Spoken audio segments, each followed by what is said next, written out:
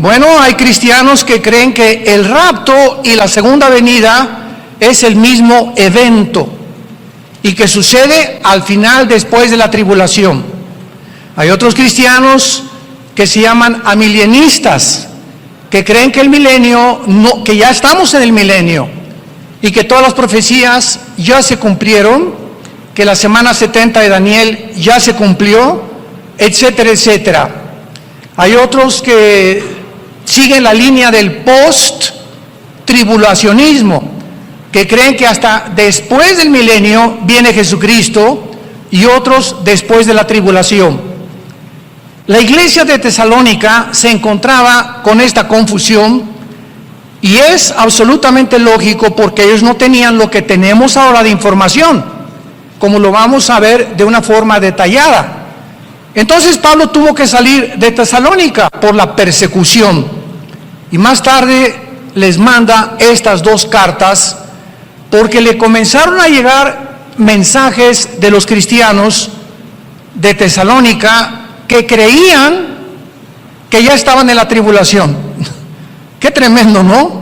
Ya creían los cristianos por la persecución tan recia que había del Imperio Romano contra los cristianos que estaban en la gran tribulación.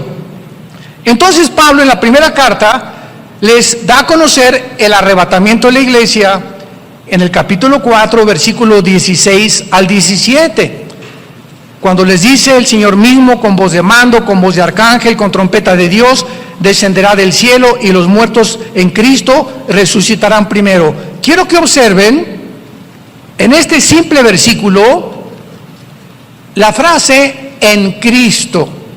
Los muertos en Cristo.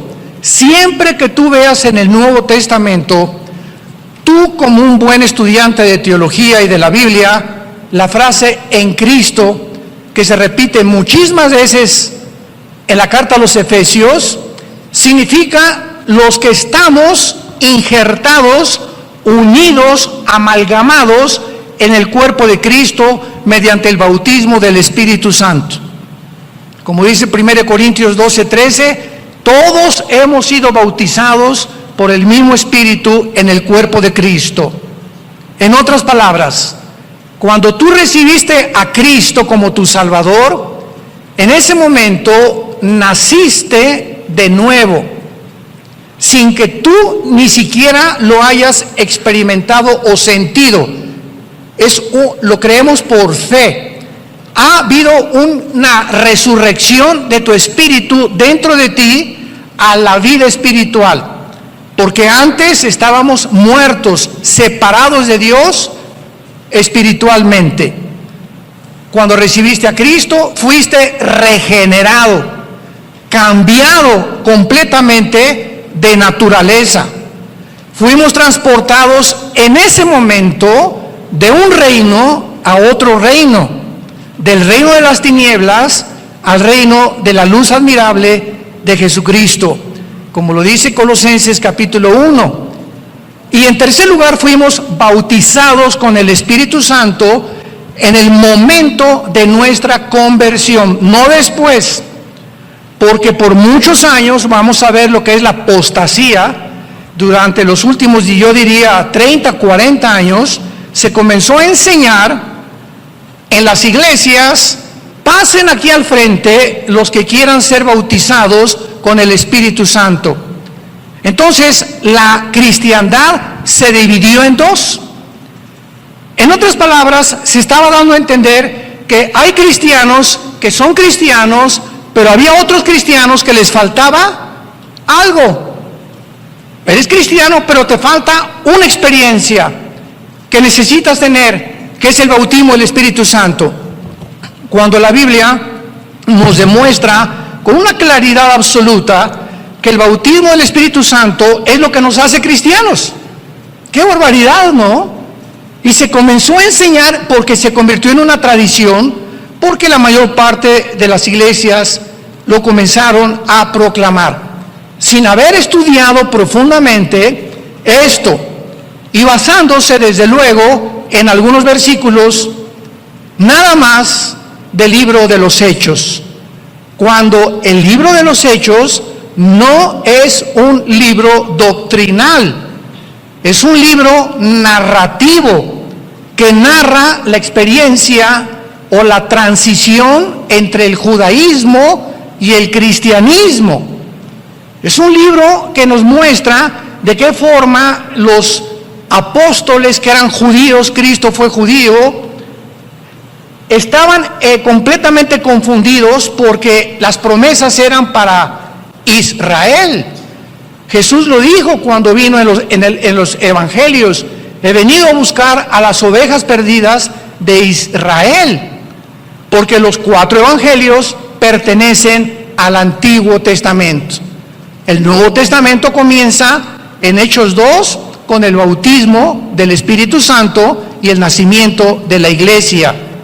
Entonces, los hechos que suceden en el libro de los Hechos no son una enseñanza doctrinal que los apóstoles explican en sus cartas, primera y segunda de Timoteo, Gálatas, Colosenses, Efesios, Filipenses, las primeras cartas de Pedro, explican lo que pasó en los hechos y nos enseñan, ¿verdad?, que estas cosas que sucedieron en los hechos fueron algo que Dios permitió porque la iglesia estaba comenzando a mezclarse con el judaísmo con la iglesia. Tenían que separar los apóstoles lo que Moisés enseñaba de muchas cosas de lo que Jesús enseñaba, y esto se resolvió con el primer concilio de la iglesia en Hechos capítulo 15. Ahí se juntaron todos los apóstoles y tenían que determinar qué cosas del Antiguo Testamento estaban vigentes y qué cosas del Antiguo Testamento ya quedaban obsoletas. Y la conclusión a la que llegaron fue la siguiente: no hay nada en el Antiguo Testamento, esto es muy importante, abran sus oídos, no hay nada en el Antiguo Testamento que en el Antiguo Testamento era obligatorio, que ahora en el Nuevo Testamento sea lo mismo. En otras palabras, ahora nosotros vivimos bajo la ley de la libertad en Cristo Jesús. Y ahora no es obligatorio nada absolutamente en el Nuevo Testamento. Un ejemplo: en el Antiguo Testamento el diezmo era obligatorio, lo tenían que dar a fuerza. Y cuando pasamos al Nuevo Testamento, 2 de Corintios capítulo 9, cada quien dé como propuso en su corazón, no a fuerza, no por obligación. Si no te nace del corazón darle a Dios, y si en el Antiguo Testamento fue el diezmo, con toda la lógica del mundo, bajo el Nuevo Testamento, con mejores promesas, mejor pacto, un Salvador que vino al mundo y ya pagó por el pecado, ¿cómo voy a seguir bajo la ley dando solamente el 10%? Ahora es el 15, el 20, el 30, el 40, el 50, como tu corazón lo diga. Y mientras más salud espiritual tengas, más darás, porque lo das con alegría. Ya no lo das porque tengo que dar esto y ahí va. Mejor no des nada. Hay otros que siquiera, y esto es verdad, hay muchas personas que han dado su diezmo, ¿verdad?, basados en el Antiguo Testamento, y al mes regresan y quieren que se los regrese. ¿Se imaginan ustedes qué corazón tan perverso puede haber en medio del pueblo de Dios? Entonces, qué importante es que ahora todo es voluntario. Ahora las fiestas de Israel, los tabernáculos, el Sukkot que celebramos, no es obligatorio, es para representar lo que Cristo hacía en medio del pueblo de Dios. Entonces, si no entendemos esto, vivimos bajo la ley. Dice en Colosenses capítulo 2, ya nadie te juzgue si guardas el sábado o no guardas el sábado, o el domingo, o el lunes, o días de fiesta. Todas estas cosas pertenecieron al Antiguo Testamento. Ahora, como una persona un día me dijo, ¿por qué no guarda usted el sábado? y le dije, ¿qué nada más tú guardas el sábado? Te gano, yo guardo el sábado, el domingo, el lunes, el martes, el miércoles, el jueves y el viernes. Ya no supo qué contestarme esta persona. Y le dije, ahora todos los días son santos. Ya no hay un día específico, y además los apóstoles se reunían el primer día, que es el domingo. El Shabbat se los dio Dios a Israel. El cuerpo y la entidad de Cristo es otra entidad completamente diferente. Entonces ahora, si tú trabajas el domingo, pues es tu día de trabajo, pero el lunes en tu trabajo, en tu hotel o en la compañía que tú trabajas, te dan el martes, ese es tu día de descanso. Y por eso no puedes venir a la iglesia, porque el domingo tienes que trabajar y llevar el sustento a tu familia. Y Dios no te juzga, porque no es obligatorio. Nos reunimos simplemente porque el domingo se determinó, bajo el calendario gregoriano en el que estamos, de que el domingo es el día de descanso. Pero ya no hay un día especial, ya no hay Semana Santa tampoco. Oye, que el viernes no como carne, como pescado porque es Viernes Santo. Y es Cuaresma. ¿De qué estás hablando? ¿Qué es eso de la Cuaresma? Eso pertenecía al Antiguo Testamento. Eso es de la religión apostólica romana. Esto no es de la Biblia. El cristiano come carne si quiere todos los días, para que te pongas como una vaca si quieres. O pescado, de acuerdo a tu salud. Pero ahora todas las semanas son santas, todos los días son santos, todos los años son santos para el cristiano. ¿Me van siguiendo? Tenemos que deshacernos de tantas tradiciones. Pues no celebra la Navidad porque Jesucristo no nació el 24 de diciembre. Y si pones árbol de Navidad, eres un pagano, porque era de los babilonios. Mira, si no quieres poner árbol de Navidad, porque así lo sientes, no lo pongas y sigue con la cara de amargado que tienes.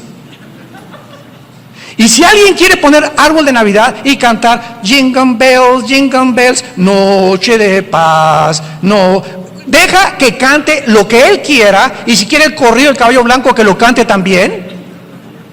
Pero lo que Dios ve no es, a ver, háblenle al arcángel Miguel, dice Dios, por favor, chéquenme quiénes pusieron árboles y quiénes no pusieron árboles. Los que no pusieron, pónganles una palomita.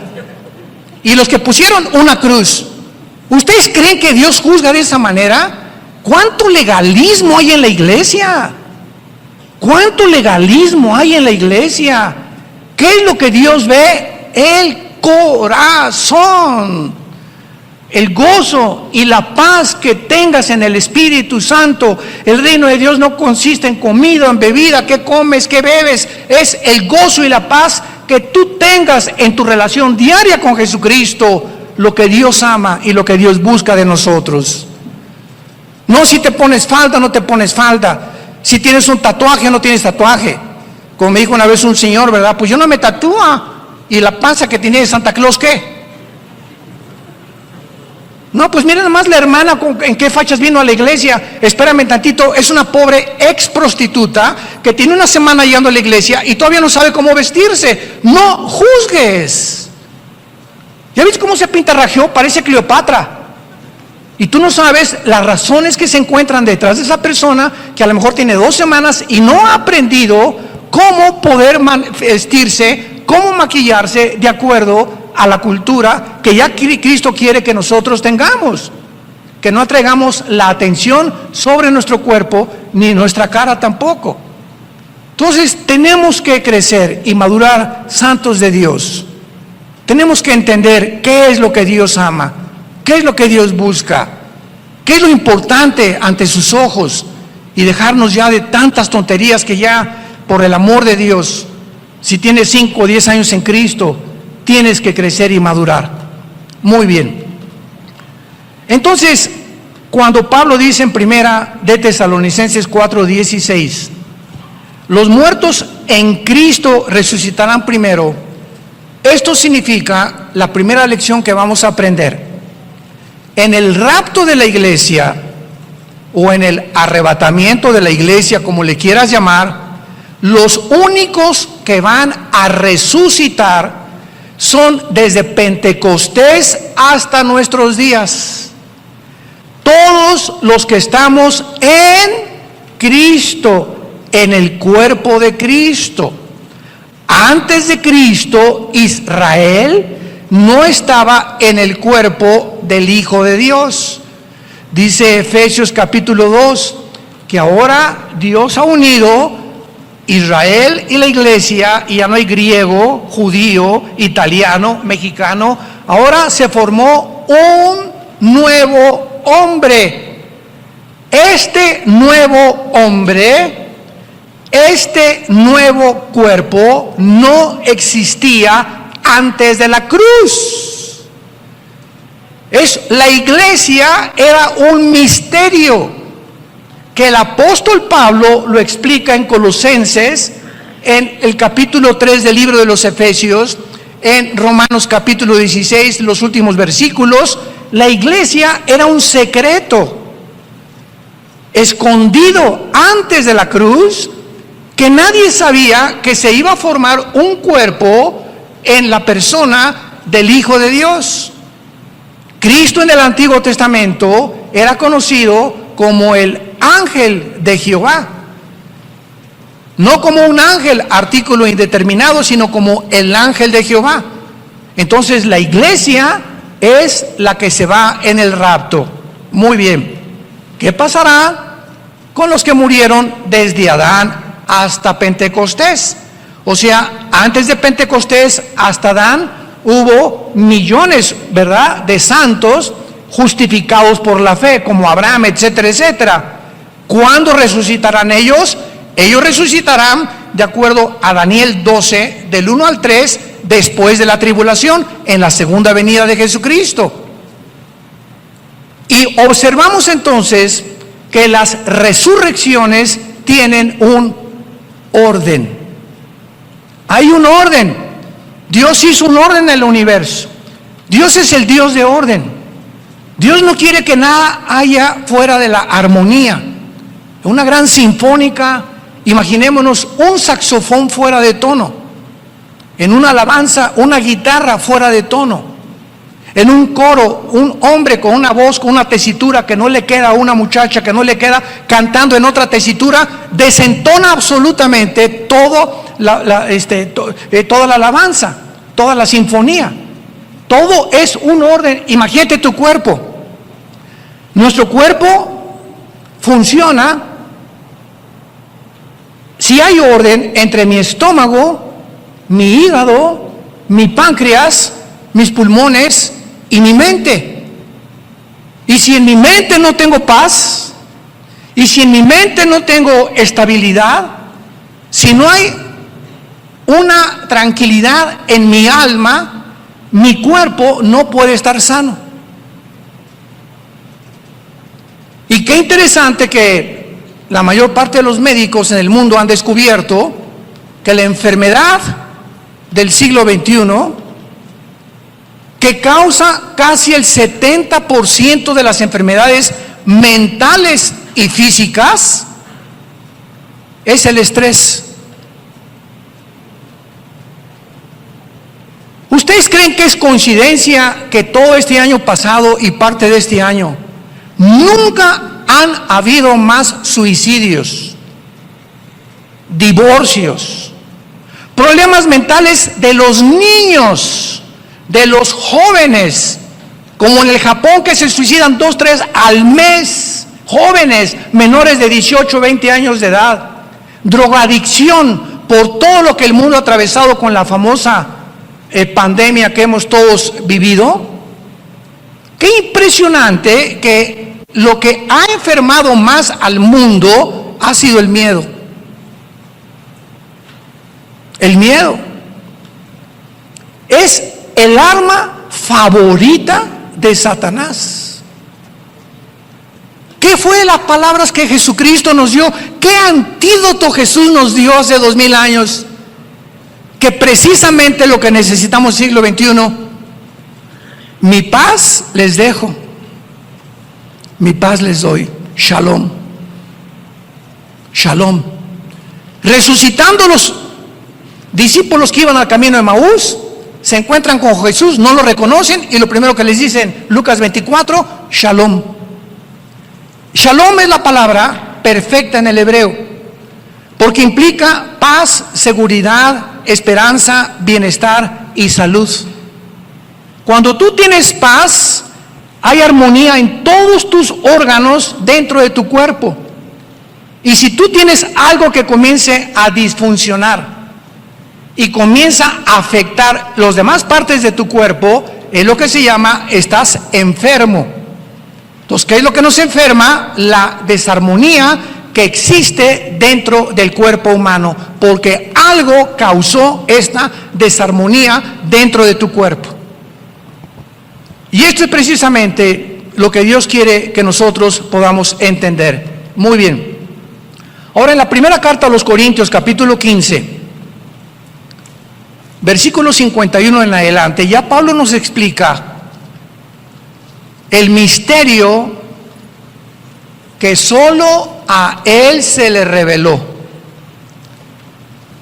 Ni a Pedro, ni a Santiago, ni a Lucas, ni a Juan, ni a Judas, el medio hermano de Jesús, a ninguno de los apóstoles le agradó a Dios revelarle lo que le reveló únicamente al apóstol Pablo.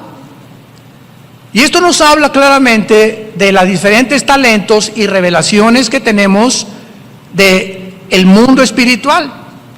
Por eso hay un Jeremías, hay un Isaías, hay un Amós, hay un Ezequiel, que tienen diferentes perspectivas del mundo espiritual, como Dios los trató, pero que todos, ¿verdad?, hacen una armonía en la mente de Dios. Y dice el apóstol Pablo en su primera carta a los Corintios, capítulo 15, versículo 51, he aquí les digo un misterio. Un misterio es algo no revelado antes. Es un secreto que no se conocía antes. ¿Qué está diciéndoles Pablo? Les voy a contar, les voy a revelar un secreto de Dios que en el Antiguo Testamento ni en los, escúchenme con cuidado, ni siquiera en los evangelios se conocía. Pablo, ¿cuál es este secreto? Estoy ávido por que me lo digas. Este es el secreto, que no todos vamos a morir.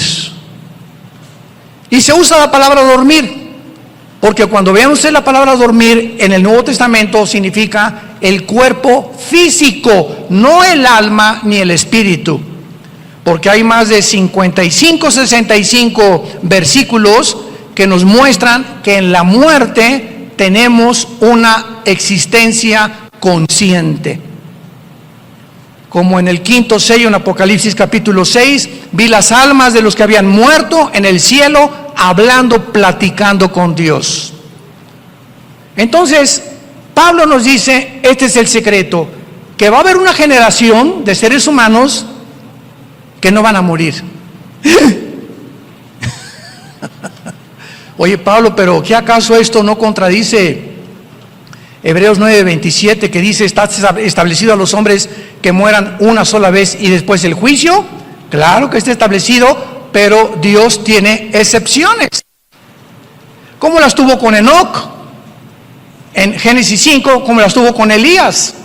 Que en el Antiguo Testamento son los dos únicos hombres que partieron del mundo sin haber muerto, que son antitipos, ¿verdad?, de lo que es el tipo que es el arrebatamiento de la iglesia.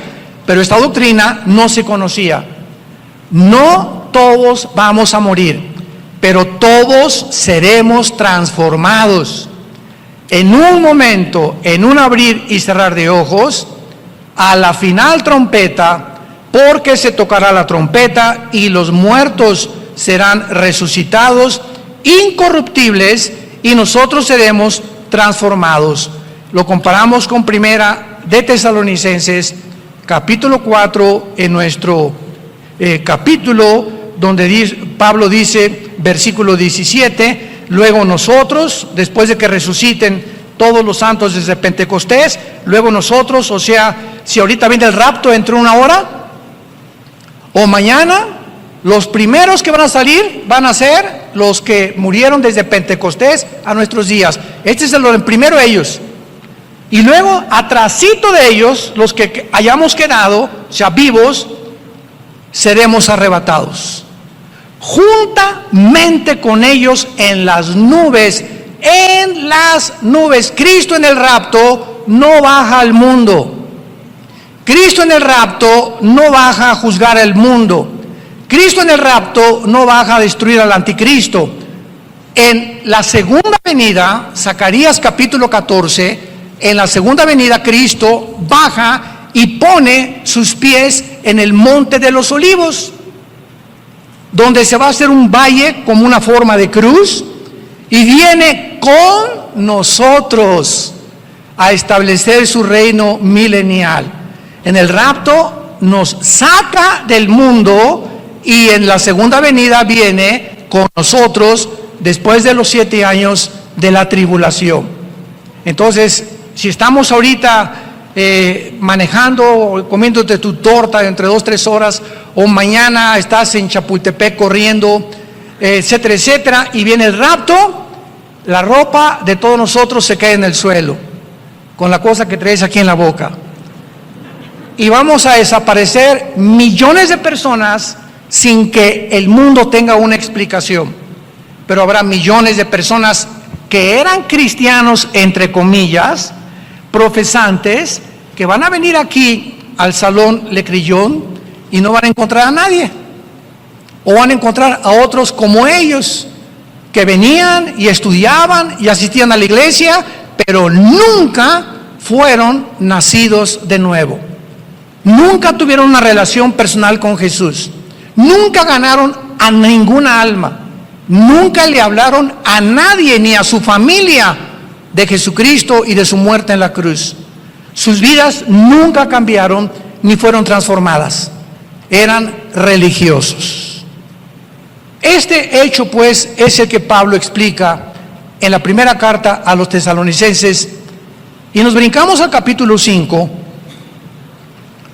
de la primera carta a los tesalonicenses. Y vean ahora cómo el orden de Pablo es lógico y de qué manera tan profunda nos revela el Espíritu Santo los acontecimientos o los eventos de acuerdo al calendario de Dios. Pero acerca de los tiempos y de las ocasiones, no tienen necesidad, hermanos, les está hablando a los cristianos, hermanos, de que yo les escriba. Porque ustedes, ¿quiénes son ustedes? Los cristianos. Ustedes saben perfectamente que el día del Señor vendrá como ladrón en la noche. Pablo introduce una frase que se repite 4 veces en todo el Nuevo Testamento y se llama el día del Señor. El día del Señor, apúntalo, siempre tanto en el Antiguo Testamento como en el Nuevo Testamento se refiere a los 7 años de la tribulación. Veamos rápidamente estas veces que se repite el día del Señor. Por ejemplo, en 2 de Pedro, capítulo 3, versículo 10. Pero el día del Señor vendrá como ladrón en la noche, en el cual los cielos pasarán con gran estruendo, los elementos ardiendo serán deshechos, y la tierra y las obras que en ella hay serán quemadas. ¿De qué está hablando el apóstol Pedro? Del final de la tribulación, cuando todo sea quemado para que podamos entrar a reinar en este mundo. Brincamos a Apocalipsis capítulo 1, versículo 10. Yo estaba en el Espíritu, ¿cuándo? En el día del Señor. Muchos creen que aquí Juan está diciendo, yo estaba el domingo, en el día del Señor. Cuando Juan dice, yo estaba en el Espíritu en el día del Señor, él está diciendo, lo que les voy a revelar ahorita, que es todo el Apocalipsis, me fue dado por el Espíritu Santo, y yo me encontraba en el tiempo de la tribulación, que es lo que habla todo el Apocalipsis. El Apocalipsis, después del capítulo 4, que la iglesia ya no vuelve a aparecer, menciona 21 juicios, 7 de sellos, 7 de las trompetas y 7 de las copas. 7 por 3, 21. 21 juicios que caerán sobre el mundo de parte de Dios. Y Dios no nos ha puesto, lo vamos a ver después, para la ira.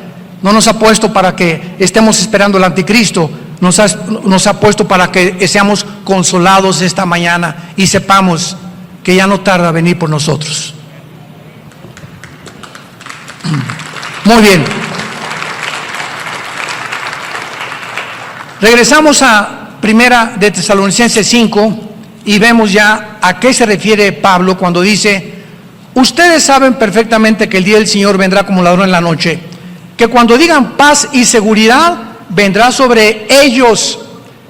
¿Quiénes son ellos? Los que no son cristianos. Ya no está hablando de los cristianos. Vean los verbos.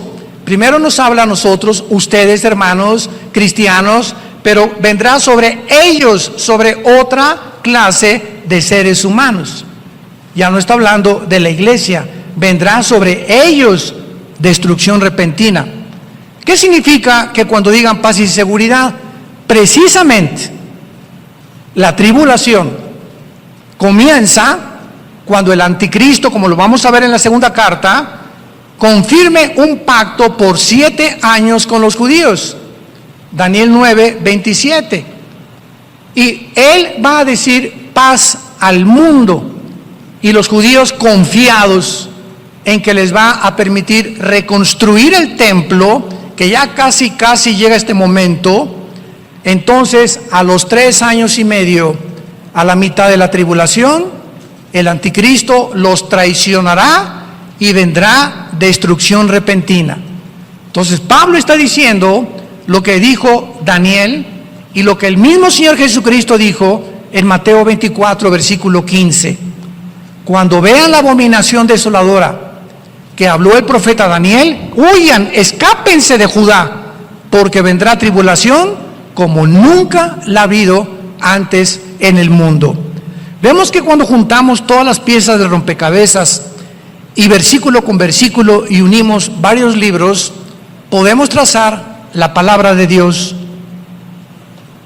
trazándola como el Espíritu Santo quiere que la tracemos. ¿Qué cosas son las sectas? Son grupos que sacan un versículo u otro pasaje sin tomar en consideración las demás partes de la Biblia y forman doctrinas falsas, como la del sábado, ¿verdad? Hay cristianos legalistas sabáticos, como los mormones que te dicen que somos dioses todos y que Cristo no fue Dios, como los testigos de Jehová que no creen en el infierno, y así cada secta usa un versículo y te lo pone así en la cara. Y cuando tú conoces la Biblia, les enseñas y les dices lo que le dijo Satanás, lo que le dijo Cristo a Satanás en Mateo 4 del 1 al 10. Llega Satanás y le dice: está escrito, vean ustedes al diablo, oye Jesús, está escrito, aquí están los salmos, que dice en los salmos: a sus ángeles mandará para que cuando te avientes del templo no te vayas a morir, o tu pie no tropiece en piedra. Y Cristo le contesta: pero también está escrito. O sea, no me la cites fuera de contexto, porque fuera de contexto es un pretexto. Entonces, esta es la razón por la cual hay tanta gente que cita versículos de la Biblia, pero fuera del contexto. Y es cuando se hacen herejías. Por eso se nos manda a ser diligentes, apasionados por la verdad, para que tracemos bien la palabra de verdad, que es la palabra de Dios. Y dice Pablo entonces, cuando digan paz y seguridad, vendrá destrucción. Versículo 24: mas vosotros, hermanos. Otra vez Pablo vuelve a hacer una grande diferencia entre ellos, los que serán destruidos en el día del Señor, pero ustedes, hermanos, qué importante es esto, ustedes no están en tinieblas para que aquel día los sorprenda como ladrón. O sea, ustedes no tienen por qué estar espantados por el día del Señor, porque somos hijos de la luz. Versículo 8, somos del día, seamos sobrios. Versículo 9, y aquí Pablo ya lo explica, más claro no puede estar. Dios no nos ha puesto para la ira. ¿De qué ira está hablando Pablo? De el día del Señor, donde vendrá destrucción repentina. Dios no nos ha puesto para que atravesemos ese día, sino para alcanzar salvación por medio de nuestro Señor Jesucristo. Antes de pasar a la segunda carta, aclaro lo siguiente. ¿Por qué dice Pablo para alcanzar salvación? ¿Qué acaso no la tenemos ya? Son muy buenas preguntas, ¿eh? Un buen estudiante de la Biblia está escudriñando, ¿y por qué esto? ¿Y por qué aquello? Y hay 1000 preguntas que hacerle a Dios para alcanzar salvación. Una vez una estudiante me dijo que entonces no tenemos la salvación y la podemos perder, y hasta el final podemos saber si fuimos salvos, y le expliqué, apúntalo, la salvación en la Biblia tiene 3 tiempos. La salvación tiene 3 tiempos: pasado, presente y futuro. Pasado, ya fuimos salvados del castigo del pecado. Ya fuimos salvados del castigo del pecado. Esto se llama la justificación. Y puedes apuntar ahí Romanos 8:1. Ningún juicio hay para nosotros ya. Ya Cristo pagó por nosotros en la cruz y ya tenemos una salvación garantizada eternamente. Ese es el pasado. Presente, estamos siendo salvados de la presencia del pecado. Esto se llama la santificación. Estamos siendo salvados de la presencia del pecado en la medida en que más nos entregamos al Espíritu Santo. Y futuro, seremos salvados de la presencia del pecado en la glorificación. Cuando resucitemos, el pecado, ¿verdad?, o la antigua naturaleza será completamente ya muerta, erradicada del cristiano. Hasta el tiempo de la resurrección, el pecado habita en nosotros. Dice Pablo en Romanos 7, el mal mora dentro de mí.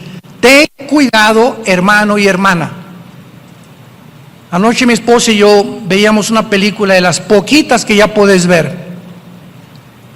Quiero usarla como ejemplo de una muchacha negrita que estaba en una universidad en África y llegó un maestro con doctorados y cosas así, y era como 25 años más grande que ella. Esta tenía 20 y él tenía como 55 años de edad, y la comienza a enamorar. Total que la comienza a enamorar y un día la quiere violar. Entonces, para hacerlo corto la historia, la muchacha morenita o negrita va con los decanos de la universidad, con los principales, y lo delata y no le creen. No, como un maestro con tanta reputación y con tantos diplomas, esto no lo podemos creer. Total que ella contrata un abogado, una abogada negrita también, y exige la abogada que le hagan un juicio a este maestro. Entonces, claro que él se defiende y resulta en el juicio que tenía 10 años en las otras universidades que él había enseñado una historia de violaciones a muchachas menores de 20 años que les ofrecía el sexo con tal de pasarlas de año. Y nadie lo había delatado por miedo, las mujeres por miedo de que no la pasaran, cómo le iban a creer, sin testigos. Finalmente cayó el hacha del juicio sobre la vida de este hombre, porque esta película es de la vida real.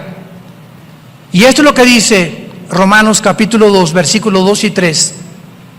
¿Qué no sabéis que la paciencia de Dios y la benignidad de Dios te guía al arrepentimiento?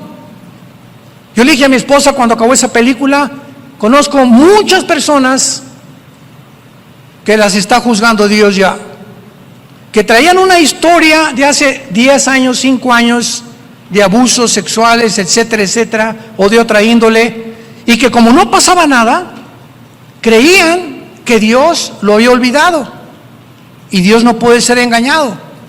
Muchos de ustedes que me escuchan o a través de los medios de masivos, tal vez tengas una vida en la que tú crees, o pecados escondidos, que los sigues cometiendo, y como no te ha pasado nada, crees que ya Dios no ve. Y quiero decirte algo, tarde o temprano cae el hacha sobre el árbol. Y todo árbol que no da fruto, Mateo capítulo 3, será cortado. Y Dios está usando esta época que estamos viviendo para meter el hacha y cortar vidas de organizaciones y de personas que Dios les había hablado anteriormente y que se burlaron de Él. Finalmente, tus pecados te alcanzarán, dice la Biblia. Tus pecados te alcanzarán tarde o temprano. Tú puedes ir caminando en la vida, ya tienes tus pecados, robaste, violaste o lo que hiciste, no pasa nada, 1 año, 2 años, 3 años, 4 años, acuérdate, te van a alcanzar tal vez al 4.º año o al 15 años. Y cuando te alcancen, tal vez te alcanzaron cuando tenías la más grande oportunidad de formar una familia o de triunfar en los negocios, o que se haga un escándalo en tu vida, o perder tu familia y tus hijos o tu testimonio, porque no quisiste encontrar el perdón en la cruz. El que esconde sus pecados no prosperará. No le puede ir bien a nadie. Palabra de Dios, que esconda su vida debajo de un closet o debajo de un colchón, no te puede ir bien. Tarde o temprano Dios tratará con tu vida. Mas el que los confiesa y se aparta, alcanzará misericordia. Dios es grande y misericordia y te quiere perdonar. Esta mañana quiere llamarte y decirte te amo. En esa cruz pagué por todo lo que tú habías hecho y por lo que crees que tienes escondido. A mí no me engaña. Dios conoce las intenciones de nuestro corazón. ¿Por qué no aprovechas esta mañana para venir a la cruz? Reconciliarte con Él, hacer la paz con Él y no salir por esa puerta ya creyendo que te va a seguir yendo bien en la vida, cuando en tu vida hay pecados que no has confesado delante de su trono.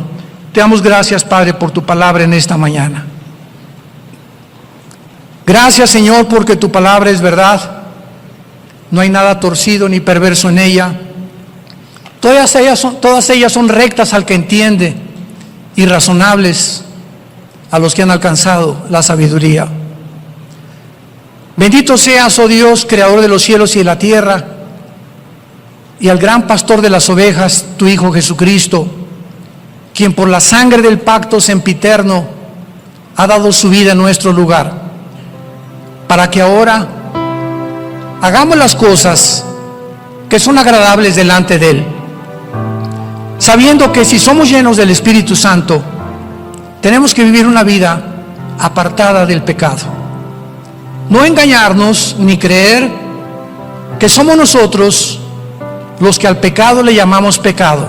No. El pecado engaña. El pecado te hace creer que lo que haces está bien, que no es malo porque haces otras cosas buenas. No te engañes. Y después de que te engaña el pecado, endurece. Te endurece el corazón. Y llega un momento en que ya Dios no puede tratar con tu vida. Dios tendrá que disciplinarte, porque al que ama a Dios disciplina y azota al que recibe por hijo. En esta mañana, dile: Padre Santo que estás en el cielo, quiero vivir una vida abierta y transparente delante de ti y llamarle pecado a lo que tú llamas pecado.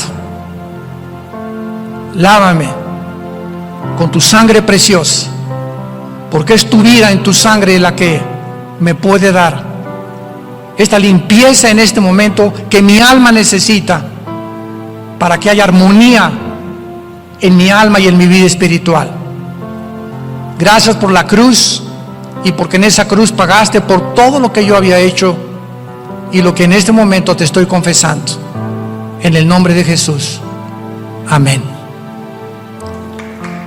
Gracias a Dios por esta palabra, ¿verdad? Gracias a Dios.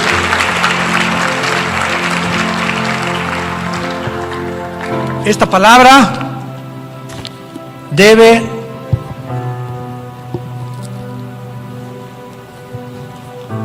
estar dentro de tu corazón. Día y noche, día y noche, día y noche meditarás en este libro de la ley. Cuando tú hagas eso, Josué, entonces todo lo que haces va a prosperar. Porque si tú vives en mi libro y lo consultas y te hincas y oras y me pides que te hable, te voy a hablar. Y te voy a evitar problemas que pudiste haber evitado en tu vida si me hubieras consultado.